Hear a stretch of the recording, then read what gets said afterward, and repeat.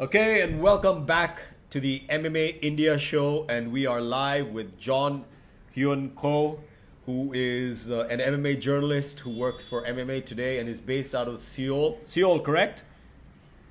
Seoul, South Korea, and he covers all the major MMA promotions in Asia. He was here last week to cover an Indian promotion in Mumbai. And have you been to UFC Shanghai and Singapore recently? No, I didn't go to those. I've only been to the UFC that came to Korea. Oh, okay. And that was a couple of years back. Yes. Okay. But you're ready to chat UFC Austin with us now. Oh, all day, every day. All right, awesome. So we're going to chat UFC Austin, and we are going to start with who some people call the UFC's golden child. He's Sage Northcutt versus Thibault Gautry.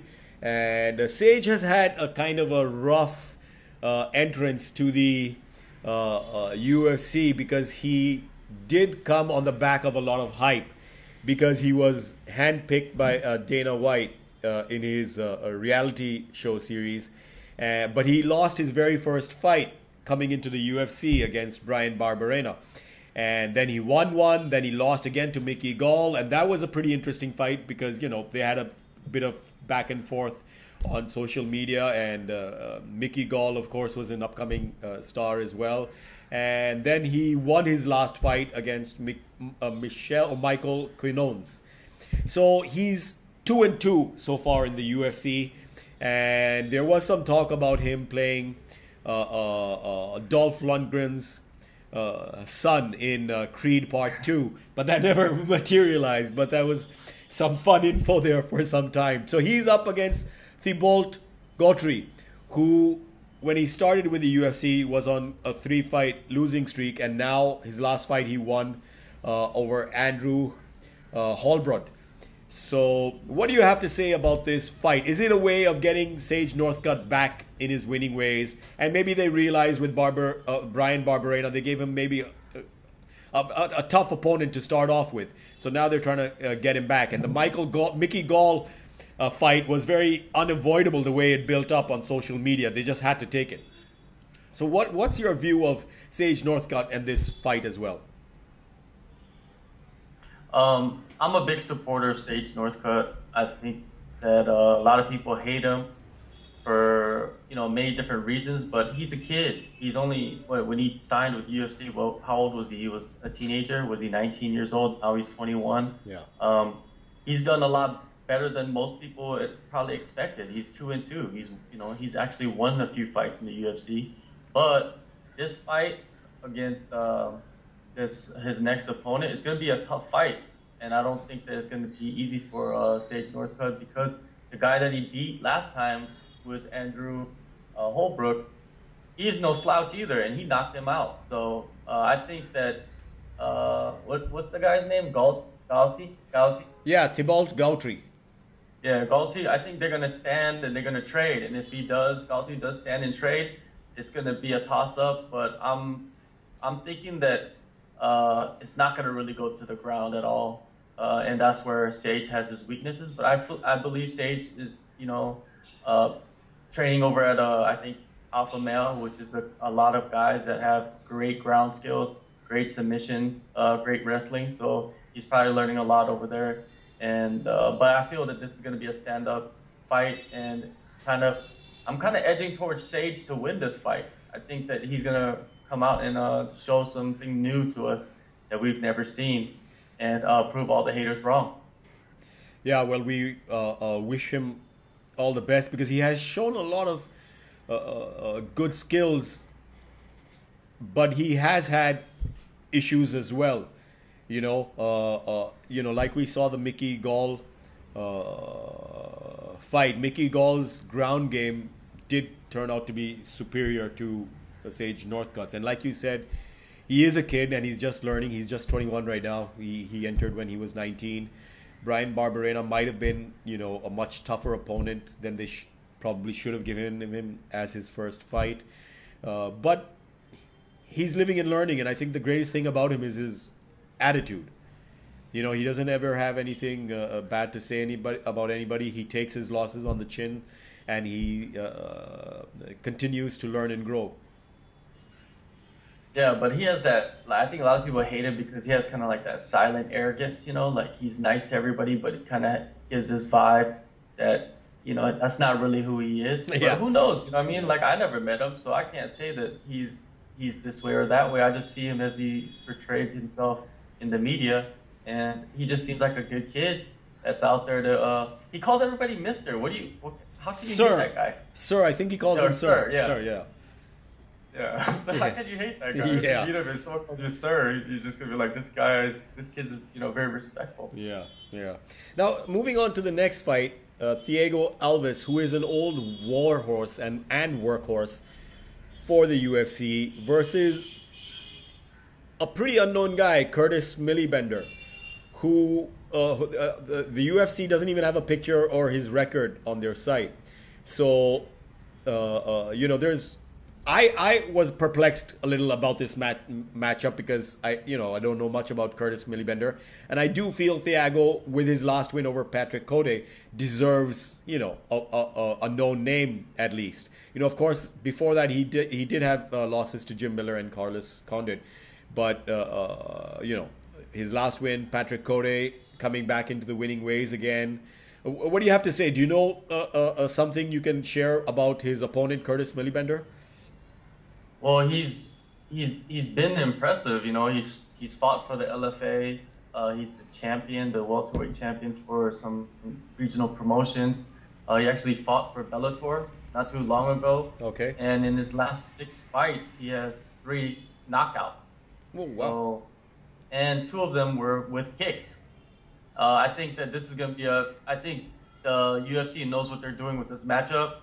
Alves, he's going to stand with some of that, crazy striking that he brings, that hard striking, that technical striking, and this guy is going to sit there and trade with him. So it's going to bring some excitement, and someone's going to get knocked out. I don't know if it's going to be Alves, but someone's going to get knocked out. Okay, well, we, as fans, always love knockouts, though, they're tough on the fighters, but,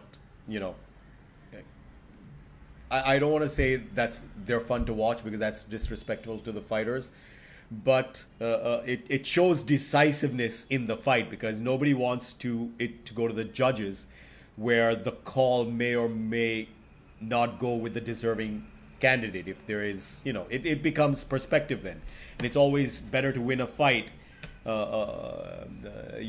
very clearly rather than leaving it in the judges' hands, as we all know.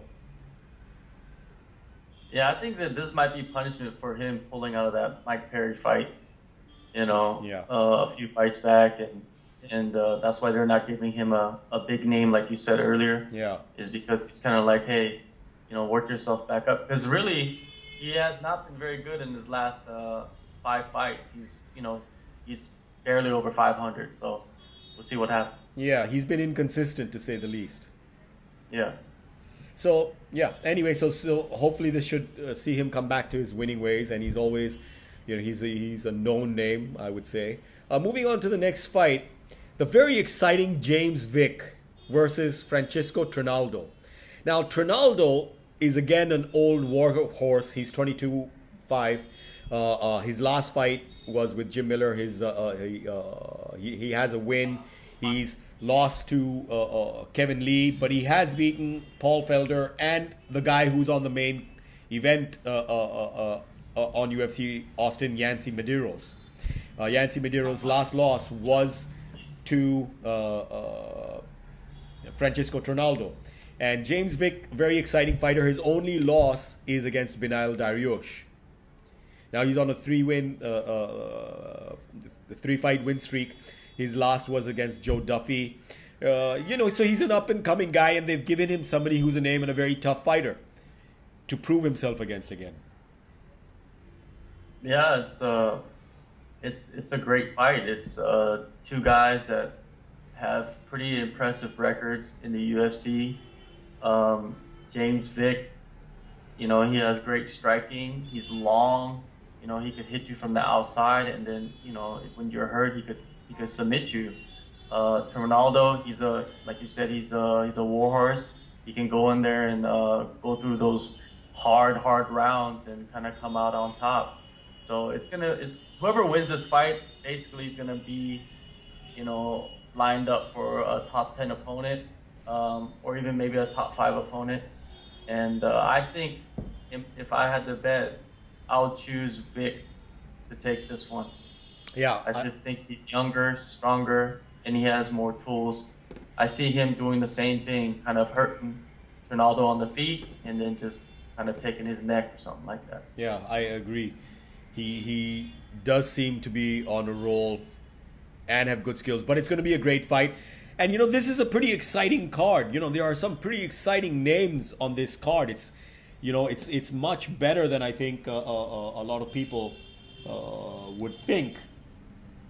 Like Sage Northcutt, Thiago Elvis, James Vick, Trinaldo. These are not, small names. And moving on to the next fight, who's one of my favorite fighters, of course, as a personality as well, Derrick Lewis versus Marcin Tybura. Now, just to let everybody know, we are going to, to the people on Facebook watching right now, we are going to be posting this again with footage of the top 2 fights, Derrick Lewis versus Marcin Tybura, Donald Cerrone versus Yancy Medeiros, with footage from the UFC, who have very kindly sent us footage to use in this broadcast. So thank you, UFC. So we'll be posting this again. Now, Derrick Lewis, of course, he was on a 6-fight win streak, which was halted by Mark Hunt. Marcin Tybura was on a 3-fight win streak, which was halted by Fabricio Werdum. So both of them had win streaks going, which were both halted. And now, of course, they're pitted against each other. One of them will get the win and move on. But what's very interesting about Derrick Lewis is his social media skills and his call-out skills as well. I mean, the way, after his win over Travis Brown, the way he went on about Ronda Rousey, I mean, that was meme heaven. It was it just came out of nowhere. So he's a very creative guy. You wouldn't think that about him. He is a very a creative guy. And just recently, I think it was yesterday, he was like, Francis Ngannou got $500,000 for gassing out and losing. I'm ready to take $500,000 and gas out and lose as well. I have no problems with that. So he's a funny guy and he's got a lot of personality. And I think that's what makes it even more interesting to watch him. Even in his last fight, I forgot which one it was. I forgot if it was the win or if it was the loss where he said, I had to go poo-poo. As a, saying that, over Travis Brown. Yeah, over Travis Brown. So, what's interesting about him, apart from his fighting skills, is his unpredictability in terms of what he's going to say. And I think that makes him very watchable as well and a fan favorite. And also he does a lot of good work. There was a lot of posts, of course, of him helping out people with his big truck during the floods. Excuse me. And, he won a lot of goodwill, of course, for that. So, an all round, he's a colorful personality, to say the least. Yeah, he's a breath of fresh air, I guess you can say, for the heavyweight division. There's not many guys out there that are an entertainer. He's an entertainer. He's kind of like last weekend. Tai Tuivasa. He's also kind of in that realm. He can talk the talk and then he can walk the walk, just like Derrick Lewis. Yeah, Tybura was a pretty interesting character as well, drinking beer out of the shoe in the audience, and I mean, nobody he knew as well. So that was pretty interesting, and you look forward to these guys' fights. Then that's just human nature. Maybe that's not how things should be, but at the end of the day, he did win, and he topped it off with his personality.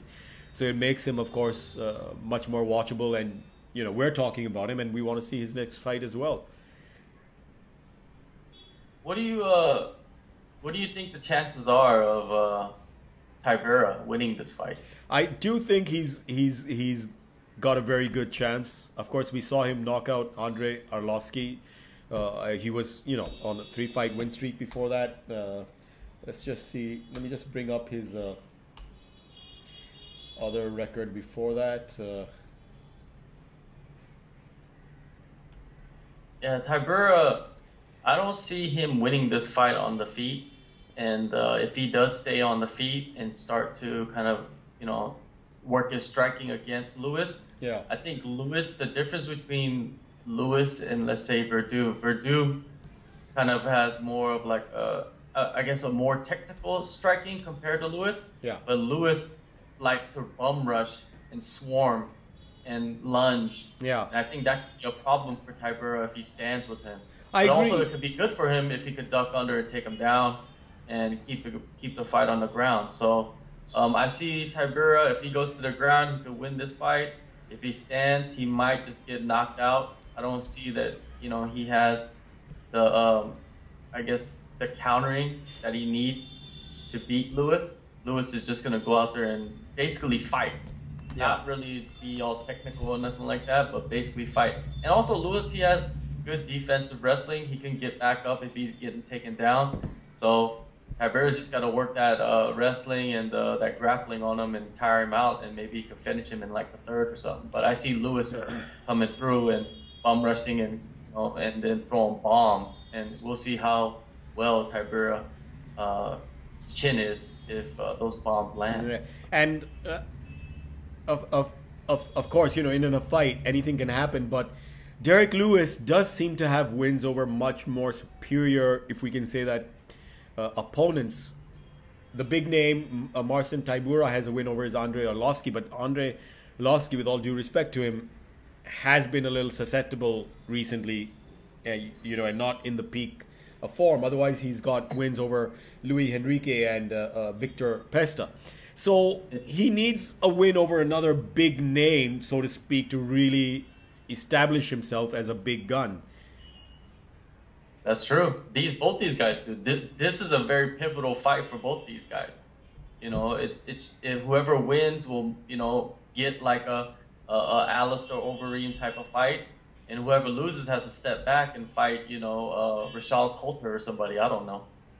I agree, and so let's see, and I agree with you that if Marcin keeps this standing, which Derrick Lewis is going to try to do, he's going to get knocked out, and his best chance is trying to take it to the ground.